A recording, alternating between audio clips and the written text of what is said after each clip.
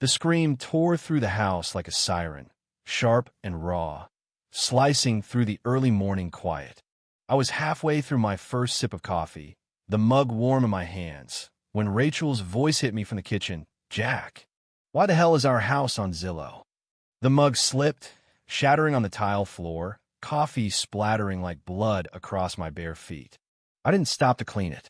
Heart pounding, I sprinted across the hardwood, skidding to a stop beside her. She stood frozen at the counter, phone glowing in her hand, her face a mask of fury and disbelief. There was on the screen our home, our sanctuary on 3 acres of pine-dotted land just beyond the city's hum, listed for sale. Active, not just on Zillow, but Redfin, Realtor.com, Trulia, and some sketchy site I'd never even heard of. The photos were fresh. 2 fresh-hour Lee Vy-ing room, staged with pillows we didn't own, our kitchen counters suspiciously bare. The description called it a rustic gem, ready for a VY signary's touch. Price so low it was practically theft. And the listing agent? Linda Voss, our HOA president, the woman who'd once sent us a certified letter for parking our car an inch past the driveway line. Rachel's eyes burned into mine, her voice low and dangerous. "Did you know about this?" I shook my head, words caught in my throat. This wasn't just a mistake. It was an invasion. Our private world, the place we'd built piece by piece, our daughter's treehouse in the back. The garden we'd spent years coaxing to life was being peddled online like a used car. And Linda, with her fake smile and iron grip on the neighborhood, was the one holding the keys. Rachel didn't yell. She never did. Instead, she paced, her bare feet silent on the floor, each step a coiled spring. I knew that look.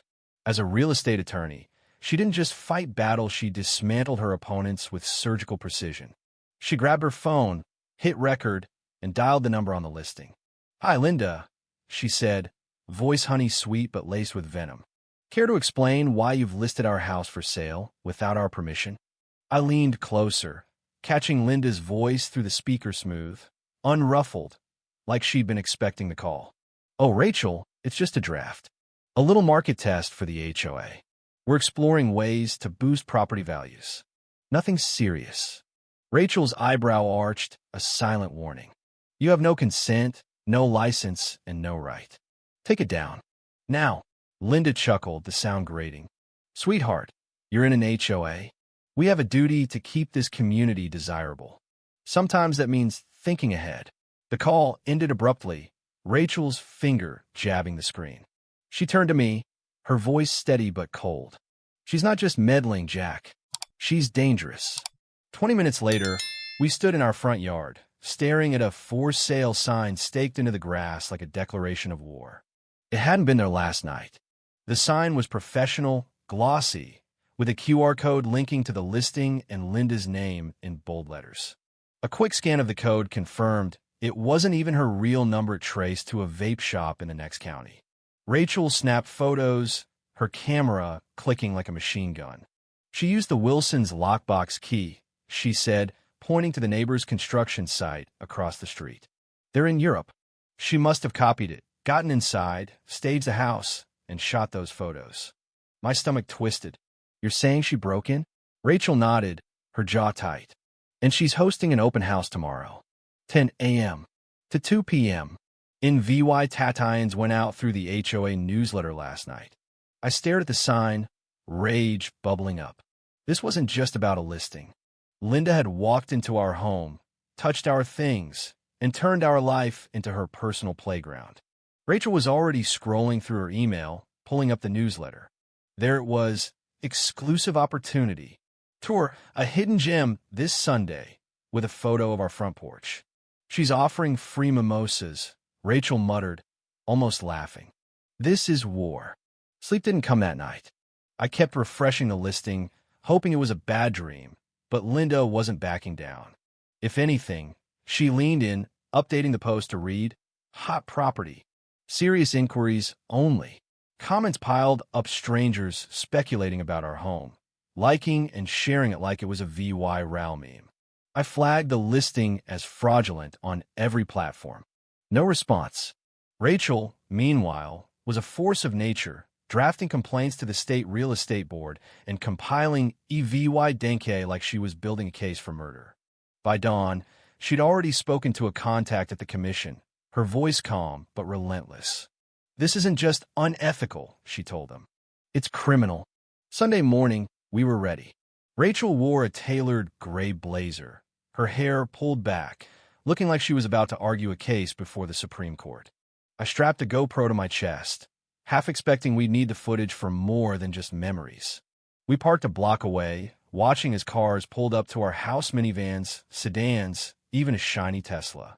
Linda stood at the driveway in a lime green jacket, clipboard in hand, greeting people like she was selling a penthouse in Manhattan. Families wandered up, kids trailing behind, one guy snapping photos with a drone. My blood boiled. These were strangers walking into our life, and Linda was their tour guide. We marched across the street, Rachel's heels clicking with purpose. Linda saw us coming and froze, her smile slipping for a split second before she recovered. "What are you doing here?" she hissed, stepping in front of us. "I live here," I said, loud enough for the crowd to hear. But did you forget?" Rachel didn't break stride, brushing past her and unlocking the front door. We stepped inside, and the scene hit me like a punch, people milling through our VYing room, opening cabinets, commenting on the cozy but dated VYB. A woman in a sundress asked Rachel if the fireplace was gas or wood. "Get out," Rachel said, her voice like steel. "This isn't for sale." Linda stormed in behind us, her face flushed. "You can't just barge in. This is a private showing." Rachel spun on her, eyes blazing. "No, Linda. This is our home, and you're trespassing." The crowd hesitated, sensing the shift.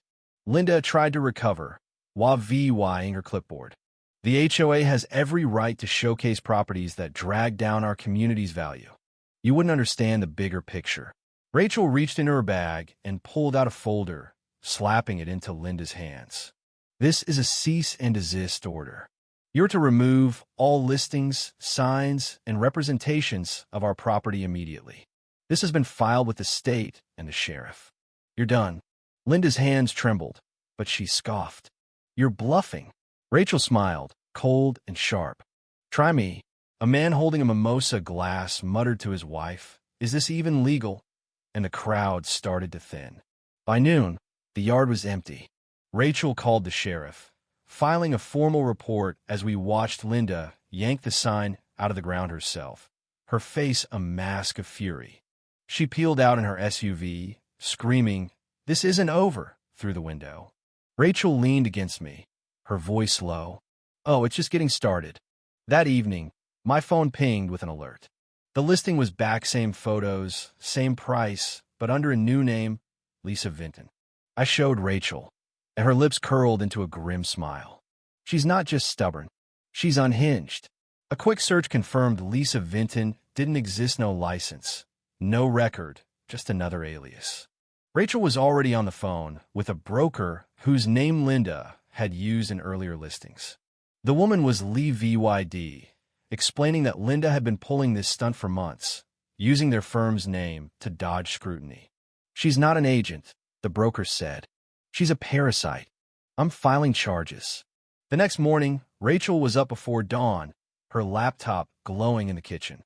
She drafted an injunction, citing every violation Linda had committed: trespassing, fraud, impersonation, even theft for using the Wilson's lockbox key.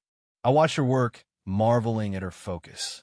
This wasn't just about our house anymore. Linda had picked a fight with the wrong woman, and Rachel was going to bury her. By noon, we were at the county courthouse, filing the injunction. The clerk skimmed the paperwork and whistled. "You got her dead to rights." As we left, a new surprise waited, a black sedan parked at the edge of our property, a man in a suit measuring our fence line with a tape measure. He smiled when he saw us, assuming we were buyers. "Great lot. You here for the off-market deal?" I stared, dumbfounded. "This is my house." His face fell. Linda said it was a quiet sale, cash only. Rachel stepped forward, her voice like ice. "I'm Rachel Harper, real estate attorney. You're trespassing. That sign," she pointed to a new QR-coded stake, "is illegal. Leave, or I'll have your license revoked by tonight." He bolted, Leah VYing the sign behind. That afternoon, Rachel got a call from another neighbor, Tom, who'd found a flyer at his mailbox, just listed notice for his own home, with Linda's name stamped across it. He'd laughed it off at first, thinking it was a prank, but when he scanned the QR code, it linked to a live listing. "She's targeting everyone," Rachel said, her voice tight. "She's not just after us." Tom's story wasn't unique. Over the next day, 3 more neighbors came forward with similar tails-fake flyers, phantom listings, even a cold call from a buyer who thought their house was in escrow. Linda wasn't just meddling. She was running a scam, inflating the neighborhood's market buzz to line her own pockets, or maybe just to feed her ego. The HOA meeting that week was a circus. We walked into the beige community center, Rachel clutching a binder thick with EVY Denke. Linda sat at the head of the table, her orange blazer screaming defiance, but her eyes darted nervously as we approached. The other board members, Greg, a retired accountant, and Susan, a nervous mom of 3, looked uneasy. Rachel didn't wait for pleasantries. She laid out the case: the illegal listings, the lockbox theft, the impersonation. Linda interrupted, her voice shrill. "This is a community initiative. I was testing market interest to protect our values." Rachel slid a photo across the table. Linda, standing in our doorway, clipboard in hand, ushering strangers inside. "This," Rachel said, "is trespassing. And this," she tapped another page, "is fraud." Greg's face paled. "Linda, did you use the Wilson's key?" She didn't answer, her lips pressed into a thin line. Rachel leaned forward. "If this board doesn't act, I'm escalating to the district court, and I'll include every one of you for negligence." Linda stood, her chair screeching. "You'll regret this." Rachel's smile was lethal. "I'm counting on it." The fallout was swift. The board voted to suspend Linda, pending an investigation, but she didn't go quietly. That night, a new listing popped to Poorhouse again, this time under Lydia Vale. Rachel traced it to Linda's IP address in under an hour. "She's not even trying to hide," she said, almost impressed. But the real bombshell came the next day. A local reporter, Mia Torres, approached us outside the grocery store, camera crew in tow. "Are you the couple with the fake listing story?" she asked. "It's worse than you think." By evening, we were on Mia's news segment, laying out Linda's scheme, her aliases, her break-ins, her lies. The story went viral, shared across X with hashtags like the HOA horror and the Linda the liar. Linda showed up at our door the next morning, her face a mask of rage. "You've ruined me," she screamed, while VYing a crumpled letter. "Defamation. I'm suing you both." Rachel didn't flinch. "You're on my property, threatening me. Want to add harassment to your charges." Linda thrust an envelope at us, claiming it was a lawsuit. Rachel opened it, scanned the single page, and laughed. "This is a Google Doc template. Your lawyer is a Reddit thread." Linda stormed off, but not before a neighbor snapped a photo, posting it online with the caption, "Linda's last stand." The legal hammer dropped soon after. The broker Linda had impersonated filed fraud charges. The state launched an investigation, seizing her computers and uncovering a trail of fake listings stretching back 2 years. She'd scammed a buyer out of a due law $50,000 deposit for a house she didn't own, funneling the money through a shell escrow account. Wire fraud, theft, impersonation, and charges piled up. When agents led her away in cuffs, the neighborhood watched from their windows, silent but satisfied. Weeks later, a letter arrived, and signed but unmistakable. "You were never going to let this go. You won." Rachel tucked it into her files, her face unreadable. "She thought she could bully us," she said. "She forgot who we are." I looked out at our yard, the grass still scarred where the sign had stood. Our home was ours again, but it carried a new weight, a reminder that peace isn't just kept. It's fought for, and we'd fight again every time. If you were the one in this story, how would you react? Would you stand up and fight back, or accept the unreasonable pressure and control from the HOA? Share your thoughts in the comments below. And don't forget to subscribe, like, and share this video with more people. Your small action gives us the motivation to keep bringing you more intense and engaging stories. Thanks for watching, and we'll see you in the next VY Deo.